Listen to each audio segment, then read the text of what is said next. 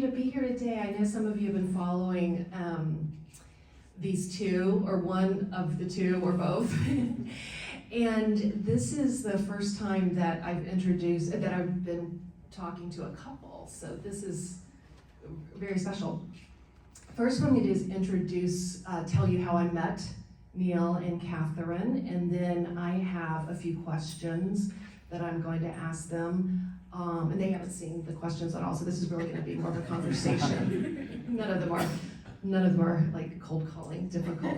You wouldn't have had to read a case study. It's your own life, so you know it. Hopefully we know it. Yeah, but it'll be fairly organic because we may go off script and just depending on what you guys talk about. And then I want to leave plenty of time for Q&A at the end because I'm sure you have a lot of questions. So first, Kathryn, I had a lot of fun going back and thinking exactly how we did meet, because I thought it was a couple different things, but actually we met, I don't know if you remember, but it's because of the club, I believe. So John Kim was the president of the club when you moved in town about 6 years ago, I believe. And after you two met, he thought that we should meet, probably I'm gonna guess, of course, because of the HBS connection, and also because we both have experience in consumer products and marketing. So we had a chance to meet very soon thereafter and got together several times before COVID came down, and it was really a delight to get to know Kathryn. And she has a wealth of consumer and luxury goods marketing experience at leaders like Unilever, LVMH, and then headed up, she had a leadership role at Pantone, the color company, which you all may or may not realize that you've had experience with. And she was trying to figure out, as she was going through cancer treatments here, what the next step would be. And so that's when we met. And so it was really neat being a part of your early emails of the friends and family when you were iterating for the beautiful company that she's now leading very successfully. And some of you may have seen that we have her product and assortment of the different products for each of you to take one of them on your way out. So you can experience what she's gonna share with us today. And she launched only 3 years ago, and that was, and I had the opportunity to place an Easter order. I think that was soon after you launched. Yeah, so it was beautiful. So I sent that to my partner in Boston, and his 4 children got to enjoy the experience, and they loved it. Lucky kids. Yeah. So I was giving them the treat of being healthy and delicious. And then Michael mentioned that last year I had the opportunity to interview Joe Colopy, and I think some of you were there. And when I was going through and preparing for this session today, I realized that Joe, who runs GripBeat, they covered, along with a lot of other people, when you were awarded the NC Idea grant. And then when I was looking through my records, I actually had the opportunity to review yours, because you sent it to me right before to review, and I hadn't heard that. And I remember I had very little constructive changes, but I just said, wow, you write so well. It's such a compelling story. So I think you guys will all really enjoy hearing a bit of that. And then 2 years ago, was anyone here when I interviewed Scott Wingo? Some of you were here. And so Scott, as some of you may know, runs Tweener Fund. And I'm actually an LP in that. And it really focuses on software companies, but he makes a few rare exceptions when he runs into an entrepreneur that he just thinks totally gets it with it. And so Kathryn here is an exception to Scott, who's very discerning about who he invests in. And when I was binge listening to all your podcasts, I realized very quickly, oh, well, this is of course why Scott made an exception for Kathryn. And her access to distribution has just been phenomenal. And I remember when you got into Whole Foods, I went to Whole Foods and I took a picture and posted it on Facebook because I thought it was so exciting that I knew someone who had her beautiful product there. So I think it's just very inspiring, your story. And so I'm really glad for you to be here. And then Neal, I got to know even before I met you because your wife brags about you. And when I first heard about you, my parents were still alive, and I was struggling with their care as I was in I would manage their care. And my mom struggled with dementia, and I heard that you were doing deep research in dementia, Alzheimer's, and so I immediately liked you. And I knew you were figuring out, when you first moved here, how you were going to help that problem. Yeah, and so I remember it's been really a joy to see your evolution of your company. And I definitely, you really couldn't help but hear about CareYaya over the last few years, because Neal is our chief elder officer, and he has been on many, many different media podcasts. But it wasn't until one Sunday at church, I was welcoming, and the person who's head of our welcoming team, her name's Helena, and she's a childhood friend. And I asked her, how's your mom, my Auntie Kathy, was friends with my parents. And she said, well, and she's also the major caregiver, managing the care for her mom. And she said, well, everything's really great now that we discovered CareYaya. And I said to myself, hey, I think that's the company that my friend Neal started.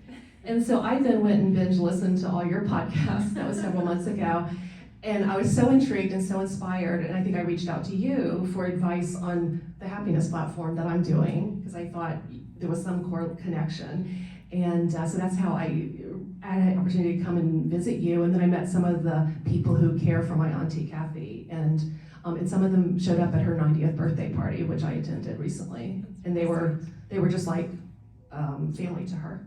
So it was very, very cool. So I've been personally touched.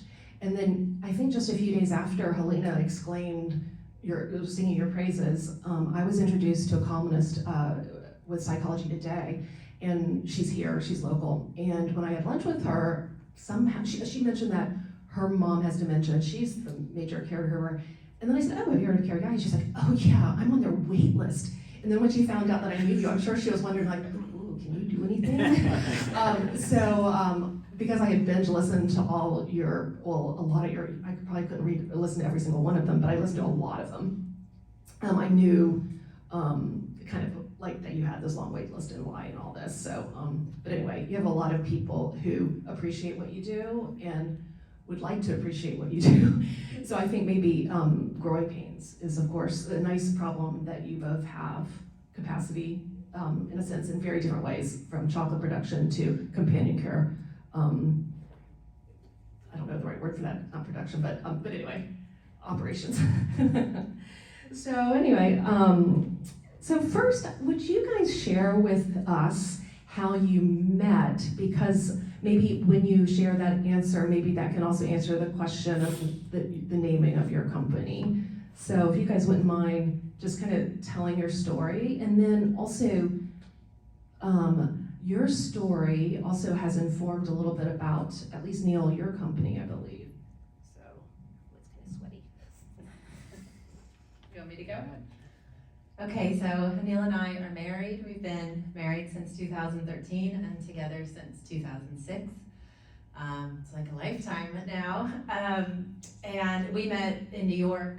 He was working in finance. I was working in consulting. And we were both a year out of school, and we met through a mutual friend. And the first time we met, Neal tried to hook me up with his buddy who was downtrodden after being broken up with. And I thought, this guy's so nice that he tries to help his friends out, and that endeared me to him. So we both lived in New York for about 15 years, except when I was up in Boston. And we would meet for dinner on the corner of Spring and Mulberry, because I lived in the Lower East Side and Neal lived in Soho. And so when we went on dates, we'd meet in the middle, and that is why I named my company Spring and Mulberry. So we worked in New York until 2018. Neal was running his own hedge fund. I was working at LVMH and then Pantone.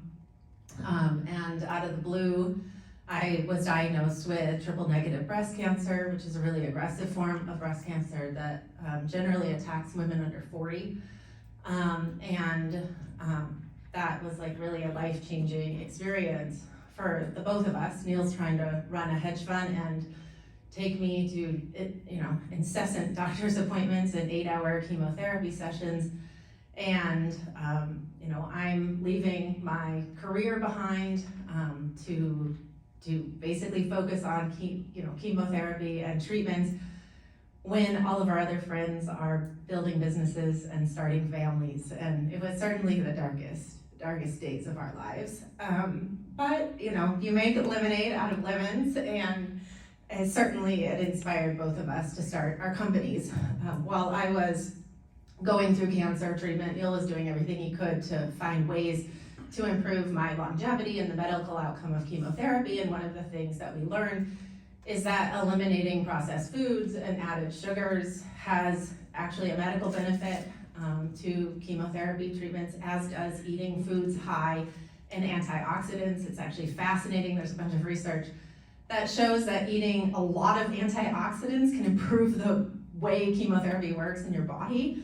And we both just became fascinated with the idea of food as medicine, and that food is really kind of the thing that kills you slowly or heals you slowly. And through that, I eliminated refined sugar from my diet, started incorporating dates and cacao and nuts and spices and obviously leafy greens and fruits. And found that when you have such a limited and restricted diet, you really don't get to celebrate the joy of life that everyone else has. And so I wanted to, it kind of sparked an idea in me to recreate sweetness through whole foods that are nourishing, and to eliminate the trade-off between what tastes good and what is good for you, and really create a health food that is just as good or better than the sweet treats that are on the market today. And that was really the founding idea and inspiration behind Spring Mulberry. And I'll hand it over to Neal to talk about CareYaya. Oh, yeah, I think Kathryn covered a lot of the story, and I think the thing I would add from my perspective is it's interesting when you go through a serious illness journey like that, because it affects the two different people quite differently, from the person as like a patient, going through a life-changing experience like that, and then from the caregiver who is healthy but seeing their loved one go through it. So I think I deeply felt the challenges and the strain of caregiving, and prior to cancer, Kathryn had a serious respiratory illness which had hospitalization and in a medical coma for a while. So through years of kind of guiding her through illness and recovery, I connected with a lot of caregivers, and I saw the strain that many people are experiencing, whether it's caring for a spouse, caring for an aging parent, which is the predominant majority of the population. And yeah, that was the inspiration to start CareYaya. I thought that there was an unsolved caregiving challenge across the country. Healthcare is something like 5% of what's happening in the hospital, and 95% handled at home by family members. And somehow it's a multi-hundred-billion-dollar market that's kind of ignored by innovators. So I thought there was a huge opportunity to improve and build a better future. So that was the genesis of starting CareYaya. So could you next share with us maybe some of the initial iterations of your product that may be different than what you have now, and then how you pivoted, if any, and then also how you got feedback? You talked about getting a little bit of feedback, and I know that I was a little bit part of your feedback, but maybe if there's some things that you thought of that are really drastically different from what is now in the marketplace, and maybe just explain a little bit about how you refined along the way. Sure, thanks. So I initially set out to say, okay, how can I help other caregivers? Because I've been one for several years. It's affected my career. I was a highly ambitious person who had spent 15 years of my 20s and 30s working 70, 80 hours a week to build a career that at 35 I'd achieved what I thought was like nearing the pinnacle of my work, which was running a $250 million hedge fund. And then I had to literally walk away from the whole thing to become a primary caregiver because of the strain of caregiving and making a difficult decision of, okay, are you prioritizing your loved one's health, or are you going to focus on the career that you built? And then I observed this was happening to a lot of people. So when I started the product, I thought, okay, there's a care gap in the country that anyone who needs help to get care, and hopefully no offense to anyone in the room if they're running a care company, but the home care companies suck. That you feel so guilty if you try to get a caregiver for your wife or your mom or dad, or even if you have a child with special needs. Because the home care companies, the economic model is broken. Its last innovation was in the 1980s and 1990s. So for those of you who aren't going through this, or Grace, your friend, I think who was going through it before they used CareYaya, if you're caring for someone who's seriously ill or living with dementia or cancer, you typically pay 35 to 40 bucks an hour. You get a company to help you. That company's a franchise or franchisee model. They keep half the money for themselves for administrative overhead, profit, royalties, whatever, and then they pay the caregiver less than half. So you have like this minimally paid workforce that no one wants to do that job if they can get a job at McDonald's or Starbucks or whatever. So grudgingly, it's like a race to the bottom in the care industry. And then the rates charged to families are top dollar, so many families can't afford it or have to ration the care. And then you hire that person, and then you go to your job, knowing that I'm leaving my loved one with this person who's gonna goof off on their phone, doesn't want to be there, oftentimes is unreliable or multiple hours late. And I just thought that I've seen this problem during our care journey. Years prior to that, my mom had taken care of my grandfather through dementia, kidney cancer, and end-of-life care, which was a multi-year journey where I had to help navigate, but really she had left her career to do it full-time. So I kind of seen like the toll, and then I kind of like thought through, okay, as our population ages, how much worse is this gonna get? So I think one way of answering your question is that I initially thought, okay, let's just do a product for every caregiver out there, let's do something. So cancer care, dementia care, et cetera. Over time, as we've pivoted our product, we've really honed in on dementia care because we felt like that is like the first addressable biggest need. I also had initially thought getting all these caregivers through an online, and sorry, I forgot to explain what CareYaya is. It's an online marketplace that connects caregivers who want to provide care with people who need care at home. And our current product is all college students who are going to the healthcare field. So people who are pre-med, nursing, pre-physician assistant. We've scaled it all over the country. We have now 30,000 students on the platform. And we work in the building next door, and it's a team of 5 people managing it. So it's kind of cool to see how scale of an impact you can make. But yeah, I initially thought, okay, if you build an online marketplace to connect people with caregivers, and you significantly reduce the administrative overhead, profits, franchise or franchisee structure, you can create economies of scale and build something where families could get care at closer to 20 bucks an hour, and caregivers can make more money. So initially, I actually launched the product completely free, which by the way, it still is. We don't monetize off the families, so it's the most affordable care option. And then over time, we pivoted because we realized that a lot of the traditional care industry was not very tech savvy, and the care companies were competitively very threatened. So we pivoted into this student care market, where we thought a lot of healthcare students are ignored by the care industry.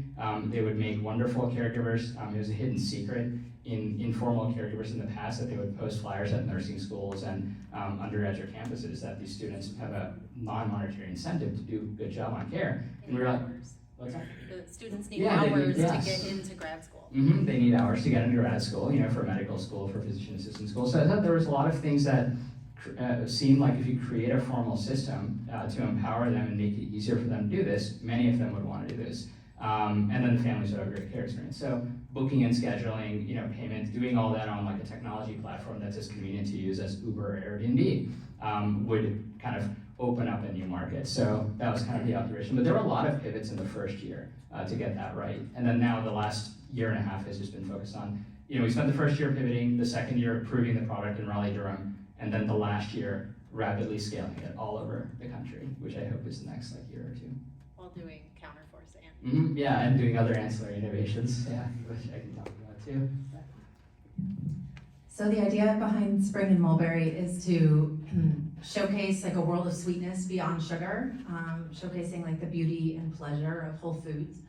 And the original idea was actually a gifting idea to modernize Harry and David, kind of the way that Flamingo Estate is doing it. If any of you have seen that brand out of LA, it's like a very bougie, celebrity-oriented Harry and David.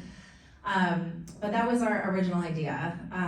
And we learned 2 things going through a bunch of beta testing and kind of soul searching for the type of company that we wanted to be.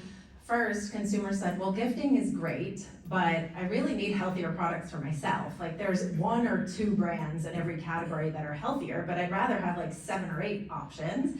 So while this, $40 tin of chocolate is great, I'd really just rather have a chocolate bar.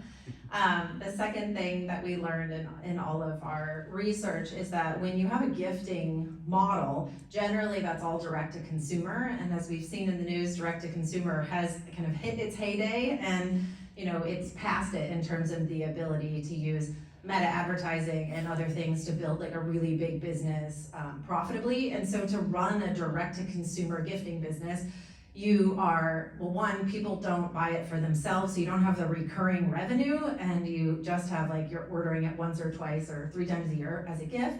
And so you're constantly having to acquire new customers, which means you need to go out and raise a ton of money and be unprofitable at the beginning to scale it. And that's exactly what Flamingo Estate has done to become like a $10 or $15 million revenue business. I was just not that comfortable with it. I'd rather build something small and iterate and test and learn and be profitable and use the profitability to keep growing into that business. And it's just much easier to do that with a consumer product that's sold through grocery stores. So you can still see kind of the gifting aesthetic within our current aesthetic, but what we found and what we landed on through testing and iteration was to create a product that is pretty enough to gift, but affordable enough that you'd buy it for yourself, and that actually creates like a much better flywheel. And even after launching, we launched in 2022 in March, we launched a $15 chocolate bar, and within a year we brought that down to $9.99, and within 2 years we've launched a new line infused with essential oils rather than hand-topped with fruits and florals, and that bar will be available at Sprouts this fall for $6.99. So it just keeps coming down, but with like the premium and beautiful aesthetic. The other way that I pivoted during this process is, Neal and I, through pneumonia with sepsis and then cancer, and then moving to Raleigh, we really thought that like children were not going to be a part of our life, and so we started this, our entrepreneurial endeavors, thinking that they would be our children along with our dog Winnie. And about 8 months into our startups, we found out I was pregnant with like a miracle COVID baby who's at 4 now, Penelope. And so I had to pivot right away because I was like, I cannot launch a startup and have a newborn. And a friend of ours, Anne, actually connected me to my business partner, Sarah, who also worked at Harry's Grooming, Estee Lauder, Siggy's Yogurt, and had moved down here to raise her family, had taken some time off and was looking to get back into a food startup. And just fortuitously, I met probably the only other person in Raleigh with my exact same background, except she likes to do all the accounting and finance and operations, which is great. So that was the other major pivot, was that this was not gonna be like a solo show. I needed a partner to be able to manage parenthood and the startup. Thank you both so much. We talked a little bit about this, but I'd love it if you could share with our audience a little bit about your funding, how you decided to take outside money, and then what were some of the biggest challenges and maybe some of the biggest surprises along the way. So at Spring Mulberry, we've raised like a pre-seed round from angels and some like very friendly institutions. I think Sarah and I are still on the fence about whether we ever want to raise venture money. I'm just not convinced that venture in food is a great idea. Venture came from tech, where things scale fast. And in food, no matter how big you get, you are literally just still shipping chocolate boxes to retailers. So what we found over time is that, we raised $1 million that has served us well for 3 years, and we are now profitable, and so we're kind of in a position to decide like what money we want to take. We get inbounds from angels a lot. I think we'll still continue to take investment from angels, because it's just great having people who are like invested and excited and like advocates of your brand and are really like friendly and helpful. But we're also looking into things right now, like we launched at Whole Foods, and Whole Foods has like a supplier program where they'll loan money to companies that they think have a long-term future with them. Also looking into like SBA loans and other private lending sources, because really like the biggest funding need in the food industry is like managing cash flow and the time between when you're making the chocolate. Like for us, our biggest season is Christmas, so we have to make the chocolate starting in May to sell it in November and December. So I don't want to give equity away for managing that cash. I would rather just like take a loan to manage working capital. And yeah, I would say, you know, in our case, I didn't get into this to kind of like build a business, quote unquote. You know, I got into it to solve a problem. And I think that there's a huge problem across society that if you calculate our aging population combined with caregiver shortages is going to impact directly or indirectly almost everyone here in the room. So I had to be very careful about, like, I think the businesses in the care industry are doing a bad job. So, you know, how do you build something with mission orientation and kind of figure out the business part of it later? So I had to, yeah, to your point about funding, like initially we were just bootstrapping. You know, it's like, okay, we can run it for free. We can build the technology. You know, it's myself and my co-founder, and we had to like really come up with a lot of hacks of getting free office space on UNC Chapel Hill's campus, Innovate Carolina program. They give us a lot of technology resources. We were just running a free care matching platform. We were like, okay, Uber-like technology, all these families booking, all these students getting on. We were interviewing them, vetting them, eating some cost on background checking and things like that.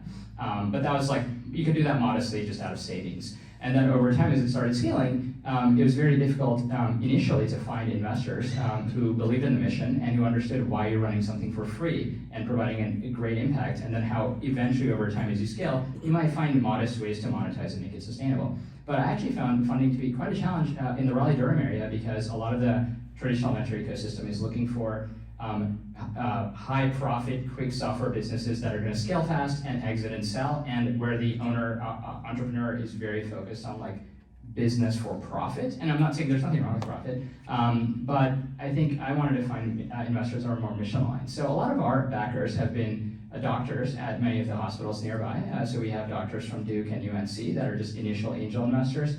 We found people from the healthcare industry who realized how broken care is. So we have like retired CEO of Blue Cross Blue Shield of North Carolina, chairwoman of Scan Health Plan out of California, several others. And then over time, as our impact has scaled, it's actually gotten recognition from larger social impact funders. Like we just got funding from the American Heart Association Social Impact Fund, the AARP Innovation Fund put some funds in us, and then we've gotten some money from the National Institutes of Health, like specifically National Institute on Aging, Johns Hopkins. They have a technology collaboratory for artificial intelligence innovations in aging. So it's been a little bit of a search to find the right mission-aligned partners, but it's awesome because they love what we're building, they help us grow, and I actually think, interestingly, like I am still like a very ambitious person, I think that by not focusing on profits or margins and just focusing on mission, I actually think counterintuitively, 5 years from now, you can probably build the biggest company in the care industry because you've solved the problem. So that's kind of been our funding path. Great, thank you. Since I said earlier that you guys are the first couple that we've invited to be our guests, I have to ask the obligatory question of, so as a couple, how do you guys support each other? Because both of you are obviously entrepreneurs, and sometimes people say, oh, I can go and do this because my spouse has this like corporate job. And not that makes sense necessarily, but maybe if you could describe a little bit about what it's like to both be entrepreneurs, how you support each other. And then I'd love it if you give advice to people who maybe kind of like, if you had to say, oh, if you're a couple doing this, like what is your advice to those people? Okay, sure. I think, well, first, for example, apologize, we were a few minutes late this morning, but that's kind of like the case study and what it's like to have a child and do entrepreneurial stuff at the same time. You know, we had to split responsibilities, get our kid ready. Kathryn dropped her off in daycare. I was finishing up laundry. You know, you're kind of like always late and struggling, and both of us have had minimal sleep. I think for the last 4 years is the lowest sleep I've gotten in my life. And that's considering somebody who worked in investment banking and hedge funds. I was like working till midnight for much of my 20s. So I think that it is the reality is like it's difficult but doable. I find that a sense of purpose and mission is the only way to do something. Like if we were just doing random things to kind of make money, which nothing wrong with. I realize like there's a role for just traditional business. I don't think it would be doable because the strains of dual entrepreneurship combined with family responsibilities are very hard. So I think you have to have some purpose and meaning that fuels you and gives you the energy. And then I think you have to make like a significant amount of sacrifices, which I think oftentimes a lot of people in entrepreneurship don't talk about. So I like love to read, and for most of my life up until a few years ago, I would like read a book a week, sometimes more. And I think that has plummeted way down. I just don't have the time. The books still keep coming though. Yeah, no, I just like go finish them. And then like socially, I think we've had to like really prioritize on like, okay, between entrepreneurship and family, I at least, like, and Kathryn to a degree, like do much less social stuff than maybe we would have done like 5-10 years ago in terms of like friends and all that. So I think there is just a fixed amount of time, and I'd say that socialization and sleep have kind of gone down. And then I think figuring out ways to divvy up the responsibilities, I think is like key. So. I would say us having started during COVID was really helpful because we were just like, there was nothing to do anyways. And so, sitting at home, going nowhere because of all my health problems. Neal was like very worried about, germs and illness for good reason, but we basically were hermits for 2.5 years, which really helps with ideation and having no work-life balance. The other thing that has been really helpful is most people can't start startups at the same time because they need an income. But Neal, having worked at Wall Street for 15 years, we had a pretty lovely nest egg, which we've lived off for 6 years. And people don't talk about that usually. We don't. I just started taking a salary. Neal's gonna take one this year, but it's been a long time without a salary. And that's okay, because we prepared for that and we wanted to do that, but most Americans can't do that for 5 or 6 years. It's just not reasonable. And for us, we lived a very lovely life in New York. We were going to Europe, we were wearing fancy clothes. I worked at LVMH, I went to all the Fendi sample sales. That's not our life now. We don't go on vacation, and we're not flying to Europe, and we don't have the hottest, newest model of cars, and that's fine, because that's not what we wanted to prioritize in our life. And instead, we have a little one, and we garden outside, and we bake and cook, and just try to build a life here and make friends with the preschool. And so that timing has actually worked out well for us. The other thing that we chose to do specifically from the beginning, because we have Penelope, and we actually have another little one on the way due in November. Neal really wanted, Neal's dream is for his company to become the biggest healthcare company in America, which is a massive moonshot. And to do that, you have to work all the time. And so for me, I want Spring Mulberry to be successful. I want it to be in every grocery store in the country. I'd love to sell it to Hershey's one day, but there's no time on that. There's no internal pressure for that to be immediate. It is also ambitious. That's one of the reasons we're attracted to each other, is our shared ambition. But the ambition levels between our two startups are different, and so we made the conscious choice when we started and found out we had Penelope that Neal would work as much as he could, and I would work between 9 and 5, and that's generally what we do, and that it works. Except now I'm like, Neal, you need to come home at 7 o'clock, and I'm going to bed, and someone needs to put Penelope to sleep. I don't have any energy. But before, the past couple months, that was how we organized our life. That I worked within the confines of running our household, and Neal worked much more. Is that fair? Thank you so much. That was very enlightening and real. So thank you. You started answering a little bit of my final question before. I want to leave the rest of the time for Q&A from the audience, because I'm sure you have a lot of questions for these two. But the future, and you started answering a little bit, but what does it look like? What's your envision future, many years down the line? And then thank you for having started answering, but if you could maybe complete that thought. The Spring Mulberry mission is to transform America's relationship with sugar by showcasing products that are just wholly better, that you're not feeling like there's this trade-off.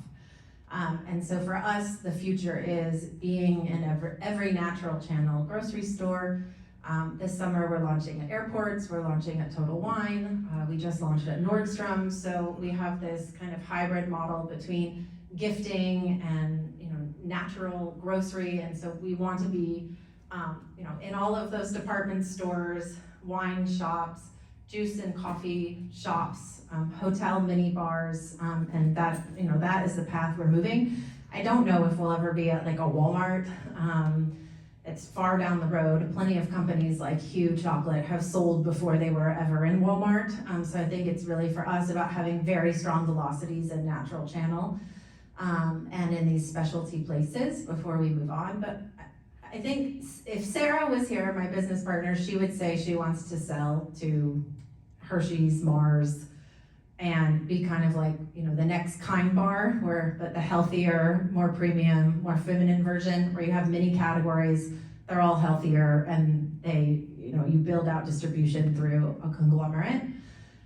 For me, I don't know, I think that's one path. I think the King Arthur Flour path or the Bob's Red Mill path are also very interesting paths where you build a big enough company that you end up selling your equity back to the employees, and it becomes more of like a self-sustaining entity that's large, but maybe doesn't have like the crazy large exit that you see with Poppies or Siete.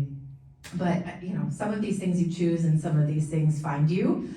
They're all good paths. But I just think big food has like poisoned us for a very long time, so it's hard to like feel like I want to sell them my company.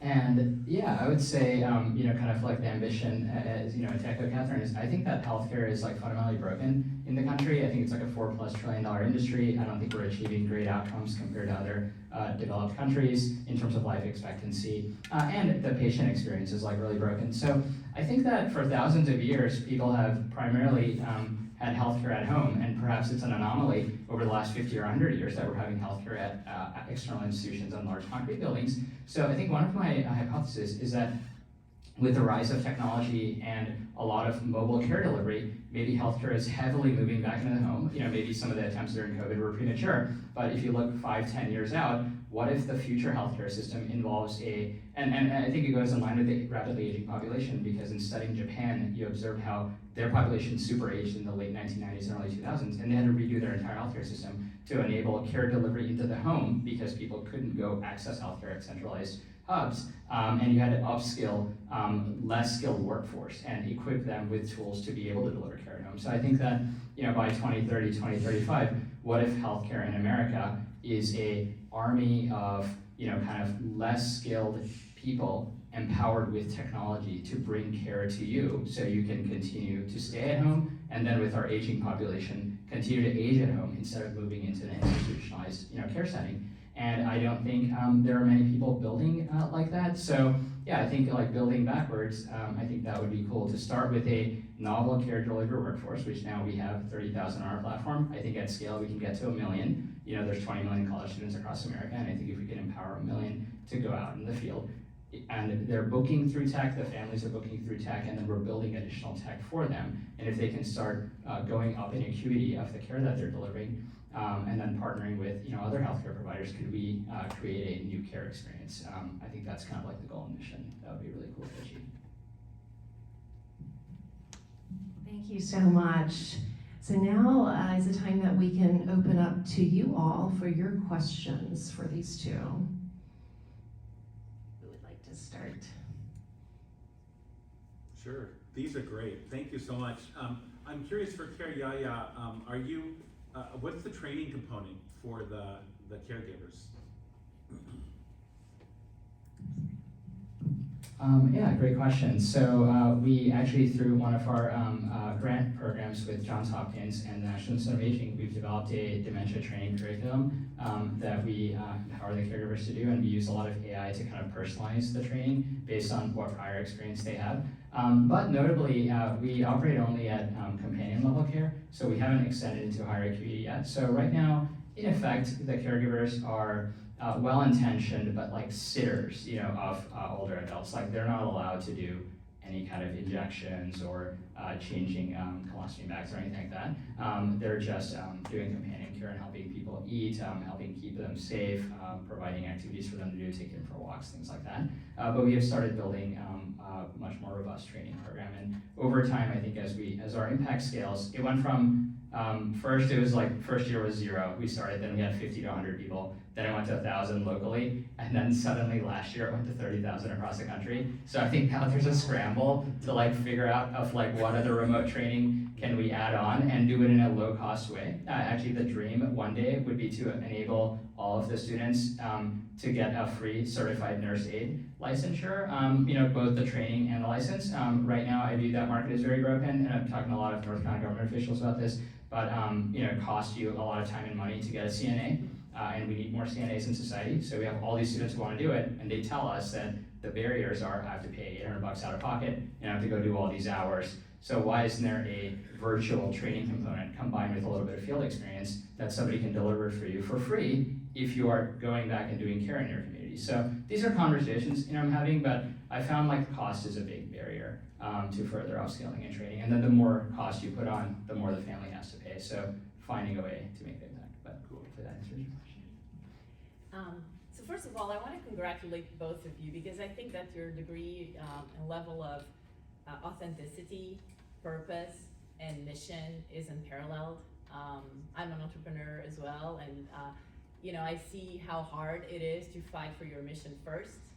And only some of us can be that lucky to not maybe be as profitable or bootstrap in the beginning until we really see something take off. But having the two of you take that risk and be so authentic and committed to your missions, I think is really, unbelievably inspiring. So thank you for doing that, and please continue. But excuse me, my question for you, Neal, is how did you scale from 1,000 to 30,000 students? How did that happen for other people maybe in the room who are looking to spread the word about their businesses? Could you share some best practices there of how you kind of built that awareness? Yeah, sure, great question. So I actually, prior to this, I'm kind of an introverted person, a bookish, researcher who entered this line of work in my late 30s. So I don't have a lot of experience with marketing and PR and things like that. So I actually had to figure out, part of the mission is that these, and it's individual to the industry, so I'm not as familiar with your industry. In my industry, these care companies have very high profit margins, over 50%, right? So as a result, I realized strategically they are going to hire local salespeople everywhere to bring coffee and donuts to every doctor, nurse, social worker around, build relationships at assisted living communities, et cetera. And they're going to be blowing it out on Google AdWords and Facebook ads. So I kind of studied the market initially and realized there's no chance I can win that, especially if I'm running a free thing, which even at scale will have a modest margin somewhere, but I don't know where. So I was this is just, you're gonna lose locally, you're gonna lose nationally. So I thought through competitive strategy and realized that earned media would be a very valuable asset if news was organically covering you, and social media, which is pretty free to use if you kind of think through content strategy, right, would be a valuable asset. And what you were doing resonated with a lot of people who are going through the experience, both the students who want to go provide care in their community and earn some flexible income on the side, and the families who are getting care from these students who are this is an awesome experience, and thank you for cutting out the middleman fee, I can actually afford it. So I was okay, why don't we just capitalize on that trend? So we've fully done organic awareness strategies through social media being one. We started that effort pretty early, just constantly posting about what we're doing, and having those experiences spread, empowering people as community ambassadors to share the word. Then over time, proactively building relationships with traditional media. So just getting, we had an article in the News and Observer about the care, and literally that one article led to a lot of families in the Triangle realizing, wait, UNC Chapel Hill kids are taking care of 80-year-olds with dementia at half the cost of traditional agencies. People started flooding the site after that, so that's where we had to come up with a wait list. Then getting similar placements like that in other parts of the country, San Francisco, Boston, et cetera. So I think those were strategies. And then really just the final leg of it was the healthcare systems, building a lot of relationships where social workers, nurses, physicians would hear about it and they would be oh wow, this is an awesome patient-centric solution. And what we found is that the healthcare system doesn't do a lot of the care at home, but they realize like people need the help. And as there's a transition to value-based care, people want to reduce readmissions and reduce like ER visits that could have been preventable. I think that they feel like, why not recommend other solutions? So I think kind of leveraging where there is like inherent relationships with a lot of families and having that as a way to disseminate the information. But I'd say like constraints breed innovation, and in our case, the constraint was the advertising and sales and marketing budgets of all of our competitors are like sky high, so you couldn't win. But the product, and I'm not saying this just objectively, I think the product is better, of just better care at half the cost. So if you could lean into that and the uniqueness of intergenerational relationships, college students caring for older people in their community, learning life lessons, there are all those interesting stories that come out of it that would be organically covered and you wouldn't have to pay for advertising. So that's been kind of one. Oh, we'll have to get a group picture of all of us for social. Oh yeah, yeah. Let's see what we'd like to do for that. Yeah. For Kathryn, for Spring Mulberry, how has it been sourcing ingredients? You're very conscious of food. My wife has celiac, so we've had to become very conscious of everything in the store, reading labels and everything. But what's kind of been like the journey of sourcing ingredients and recipes and iterations over the last several years? So my co-founder and I make all of our flavors ourselves. We do it in our kitchen. Generally, there's like an inspiration, like an inspirational ingredient, we have a mulberry fennel bar. It's actually my favorite bar over there.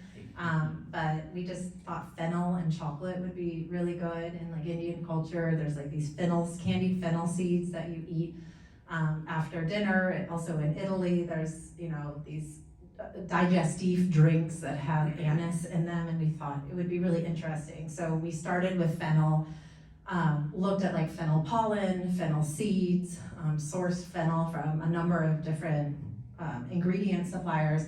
And then it was like the activity of like what goes with fennel, like how does mulberry taste with it? How does chrysanthemum or chamomile, just having like a central idea for an ingredient and then figuring out the combination of flavors that each of the flavors you can taste in the bar, but the sum of them together creates an experience that's more unique and interesting than each one individually. So that's how we ended up coming up with a white mulberry, almond, and fennel bar. The milkiness of the almond just really counterbalances with the crunchy, honeysuckle taste of mulberries with like the anise of the fennel. In terms of like actually supplying ingredients, Sarah really does most of that. The biggest challenge has been cacao beans. Cacao beans are at a 45-year low in production due to weather changes and patterns. There's been droughts, there's been flooding, the crop yield has been very low. And so cacao prices are 4 times what they were when we started. In some ways, we're lucky to be small because we can save some of the cost increases of cacao beans just by scaling and ordering larger, production batches, or we switched from a manufacturer that was doing everything by hand to now working with a very large chocolate co-man, and that brought our price down a third of what we were paying before. So some of these things as a little company can be offset, but certainly our biggest challenge right now is cacao beans. This spring we just couldn't find organically grown Ghanaian cacao beans anywhere in the world at any price. There were just none. And that I don't think has happened in years. Our co-man, who's been in business for as long as chocolate's been made, was like, I've never seen this before. So you just, you do the best you can and make the next best decision, and realize the game is long, and cacao beans will be back in stock at a normal price at some point. Have the tariffs, just a quick follow-up, have the tariffs hit you yet then? Or what do you?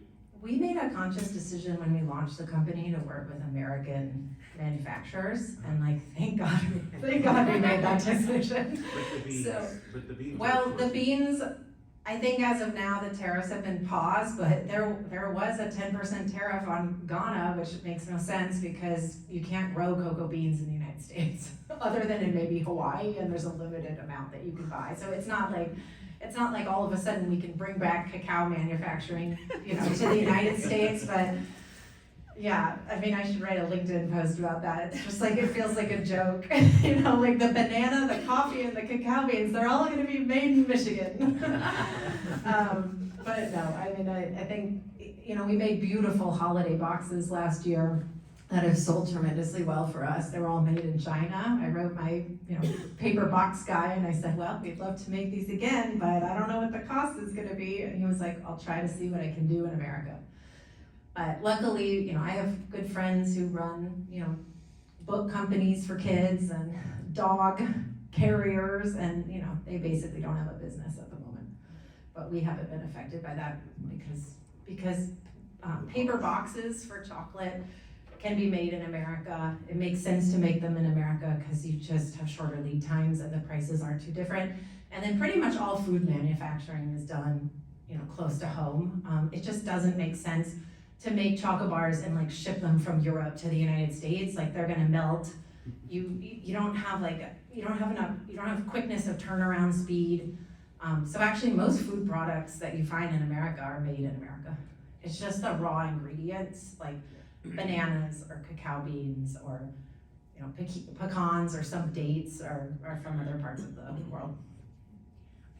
Did you still have a question? Because I know you had your hand up. Oh yeah, I just had a quick question for Neal on, are there some academic disciplines where people carry on with you post-graduation, or is everyone kind of like a CNRA and then gonna make 250 grand and then inherently kind of goes on to their other job, so to speak? Yeah, great question. Actually, I'd say a large number of people are highly active post-graduation for anywhere from 1 to 3 years. And I'm in my early 40s, so school was different back then. But nowadays, a lot of people who are pre-medical, for example, you'll have a student doing undergrad in biology at UNC Chapel Hill. They'll graduate and then they'll take 1 to 3 years of doing other work, working in research labs, working on CareYaya, providing care to people in the community, working as a medical assistant at a orthopedics clinic, etc. They'll do that, take the MCAT once or twice, write their essays, maybe not get in the first time, do it again. So this concept of a gap year, which is now turned into multiple gap years oftentimes, is, and I think I could give a whole thing on that. I think this is inequitable. Kids from lower-income families can't afford to do these, and this is why now medicine is becoming a less access, except to rich kids who can afford to burn years of their life post-grad making no money doing it. But unfortunate reality is gap years exist, and as a result, a lot of people are doing more care after they graduate. And then for physician assistant programs, which are very popular, not only do gap years exist, but a lot of the physician assistant programs are saying your application will only be competitive if you get 2,000, 3,000 hours of healthcare work. Because you're, in return for shortening the program, you're outsourcing the work experience onto the student. So the student's now okay, I got my undergrad, how do I get 3,000 hours to put a competitive PA school application? Let's burn 2-3 years of my life. So I think in that case, CareYaya provides a great outlet because one, the pay is just better, right? Most of the clinics around here are probably paying 14, 15, maybe 16 bucks an hour to be a medical assistant, and you have to go get a bunch of certifications to do that. And the work, frankly, is just 15 minutes here and there, as opposed to here, you get to spend a lot of time with individual people and families, really getting to know them and earning better income doing it. And then we build a lot of stuff to help you. I personally handwritten so many letters of recommendation for people for medical school, PA school. This is one of the most important experiences they feature on their graduate program applications. So yeah, people are very active after that. Then as people go to grad school, it drops to a great degree, as you can imagine. We have first years at UNC Med School that have done the CareYaya program for several years, have written their recommendation. Believe it or not, if they have great relationships with families, they'll still occasionally do it.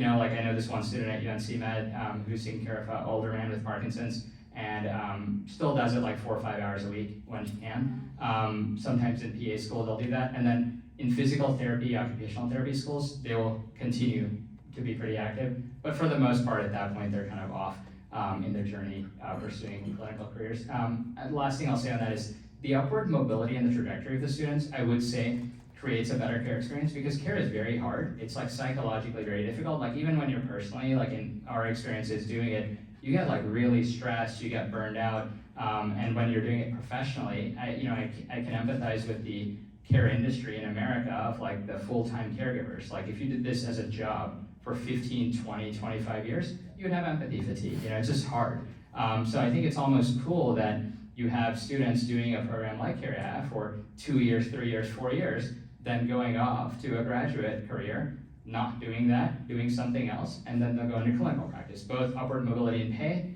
and a shift in the work keeps kind of good, positive energy, and then they're shifting before the burnout might happen. So I think, I've kind of come to terms with like the program will always have a revolving door of multiple years, but I think that's totally fine, and it keeps people really positive.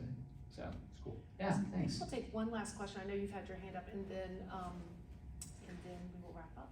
Yes. Thank you. I'm in my mid-30s. I think I'm at that, my big HBS brain has led me to, do something for 3 years, move on to something as my curiosity guides me. Had my second child, and I'm at that point in my life where I'm like, I would love to find something that I can focus on, make a mission for the next 10 to 15 years. Would love to hear, I think it's like super interesting that Kathryn, your mission is kind of adjacent to or aligned to with your retail corporate career, and Neal, yours sounds like it was more of a leap of faith from finance to, in a way it's more of a user-driven problem that you've identified. I have a vertical, I've been in education and Japanese, so I feel like, that maybe like Neal, maybe like I take a leap of faith and let that guide me, but would love to hear like if you have any advice for someone that's in that like, I've hopped around so much, but like I want to find something I'm passionate about that I can, perhaps use my abilities and serve over the next 10 years, 5 years even. Yeah, love to hear a little bit about that. Honestly, it's hard to answer because I feel like our life circumstance presented an opportunity rather than us searching for one. But certainly people build like really amazing businesses and big businesses, identifying a market need or seeing, something that isn't maybe as difficult as what we went through. I would just say to like, really follow like your intuition on the things that guide you and are most interesting to you. It sounds like education, something with like Japanese and, in America, and kind of follow those threads and think about all of the different ways that, they potentially can present themselves. For us building these businesses, it sounds like it went from A to B to C to D, but really I started ideating Spring and Mulberry in 2029 while I was also doing consulting work for Slingshot Coffee and VA Treats. So, these were long paths to get where we are. Neal was looking at, owning adult daycare agencies and franchising those, and through that found his, new opportunities. So he took this idea of care, started following the string or the through line, and it led him to like the ultimate answer. But that wasn't the first answer. So I think, all I can say is just follow the path and something will reveal itself. Yeah, I think that's great, and I would say, go for kind of like unmet need or where there are big unsolved problems. Like obviously I'm biased, I'm in the industry, but we have lived experience. Like I think the care economy or care industry broadly is very broken and is ripe for innovation. Look at just like our life experiences, right? Like you go through two highly ambitious people who are very hardworking and you follow the trajectory of their lives, and both of them are taking massive amounts of step back in their own career and ambition to care, right? In this case, me, leaving behind my career to care for Kathryn for a long time during serious illness, then Kathryn now, even as we're building these and both startups are taking off, having a throttle back ambition to take care of a child. You know, it's like by the way, childcare market is just as broken as the elder care market. That is a huge opportunity. We see this, right? Like if we had better access to childcare, then, you know, there would be an ability to kind of like not feel as bad about it. But and even like, and you know, we have not good daycare, but even then you can see there's so much room for improvement.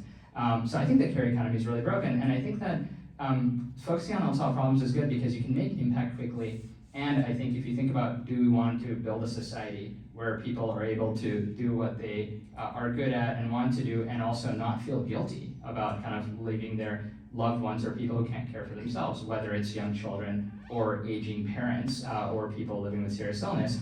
I think that if it's not solved, you're going to see tons of people quitting jobs across the country because the care needs of society are growing really fast on both sides. And on child, you see it, we're like birth rates. I mean, we have like the lowest birth rate in the history of the country. So either the civilization is going to die off and destroy itself, or somebody's going to have to fix that. And they can talk all they want at the government level about let's have more kids, but what's the support system? Yeah, like none. Yeah, child care shortages everywhere, multiple years of waits to get into daycare. You know, think about getting a cost of a babysitter in Raleigh, Durham, right, and the affordability of that. So I think that, but the reason I mention that is that the problems aren't solved because there isn't enough innovation. There's very antiquated ways of doing business. So I like, the optimist in me would say if people with like your energy and background and ideas would enter markets like childcare, like elder care, then cool solutions could be built. So yeah, unsolved problems would be the suggestion. The last thing I would say is people ask me all the time, like, how do you do this and raise kids? And I actually think it's easier to be an entrepreneur than to work in corporate America.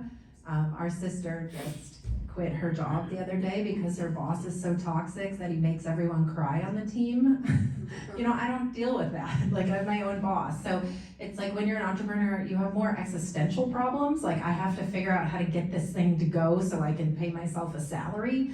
And that, of course, is a stress. But like, I actually find myself way less stressed being an entrepreneur than I did working in corporate America. So I think in some ways being an entrepreneur is being free. And so I guess as you think about the through line, you know, for your entrepreneurial journey, don't be afraid of like the balance and the work and like how much work it takes, because it really, when you are doing something you're super excited about, then you're just in flow and it feels like fun. That was so beautiful. Thank you so much. And I have a gift, and now that you gave your news about the 4th, now maybe if you could open it and see, it's a gift from the Harvard Club. It's actually from the Harvard Coop. And as you, I hope, can see why I was so excited to have Neal and Kathryn speak to our club. I think I will be very inspired.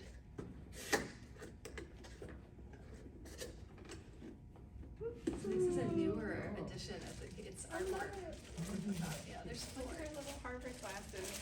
Yeah, with little scenes from Harvard. Oh yeah, there's Cambridge Bridge and people rowing. And I know The little games. kids can't use glasses. Well, yeah, so they'll grow into this. We'll save it for the grown-ups. But at some point it could be one for each. They can grow into it. It'll last hopefully, you know, a long time. So My daughter I hope loves you enjoy it.